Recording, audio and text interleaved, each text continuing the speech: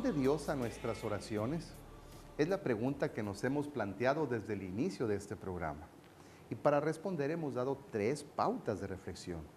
La primera era, hay cosas lícitas y buenas que dependen solo de nuestro esfuerzo.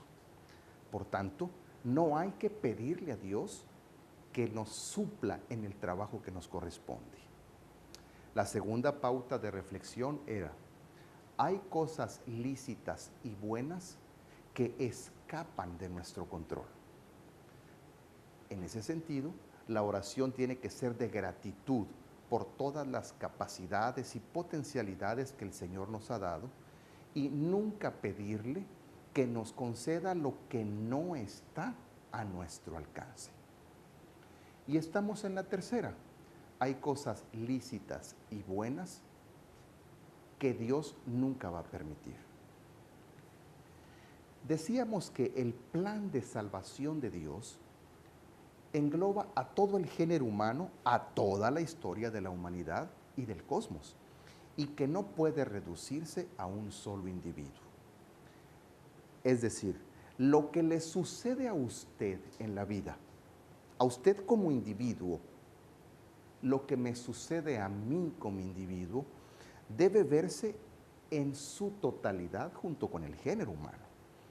Dios no puede estar ni controlando o manipulando la vida de cada ser humano de forma independiente a la totalidad de nuestra especie.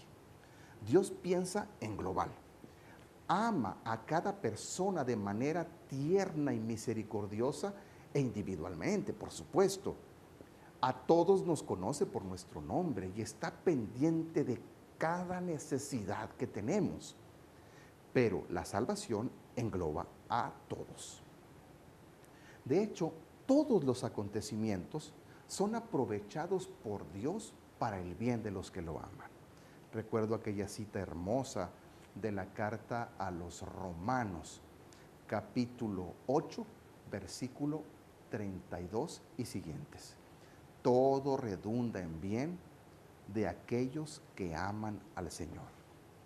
Esto no significa que Dios manipule la vida de las personas o que Él tenga escrito un destino que tendríamos que ir cumpliendo paulatinamente sin salirnos de la raya.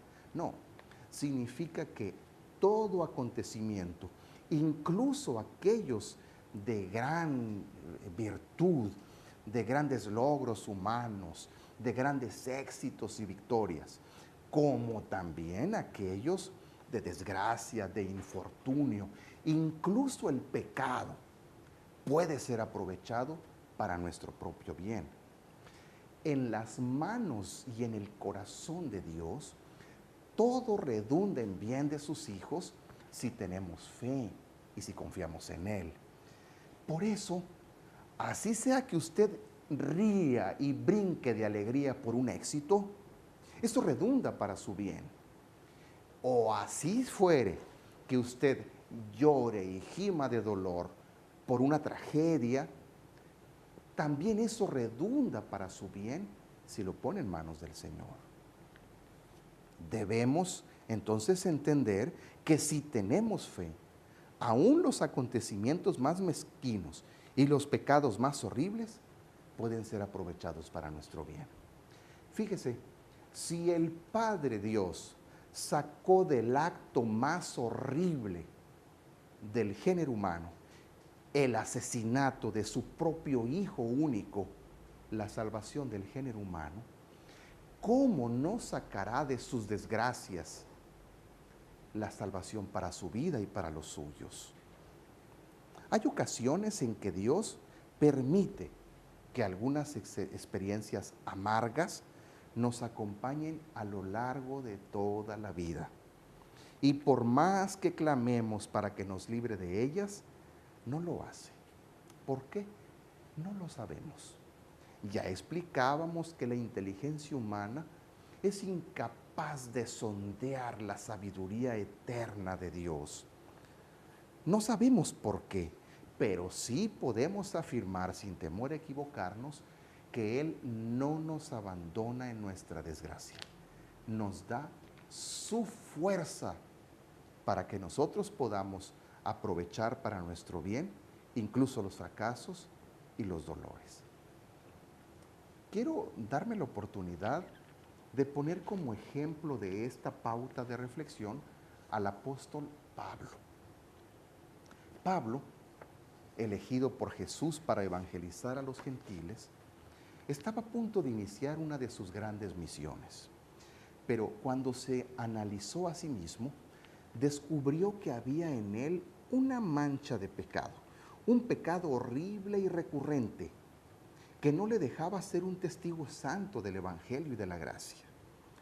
Pablo sabía que era necesario que él se purificara, que él dejara a un lado ese pecado recurrente que lo volvía incoherente para hablar de la misericordia de Dios, para hablar de la perfección y de la rectitud divinas. Y entonces decide convertirse. Pablo descubre que no le es posible convertirse y entonces clama al Señor que lo libre, que lo limpie, que lo sane, que lo purifique. Notemos que la petición que Pablo le hace a su Señor es lícita, es correcta, es adecuada, es lo mejor que le puede pasar en la vida.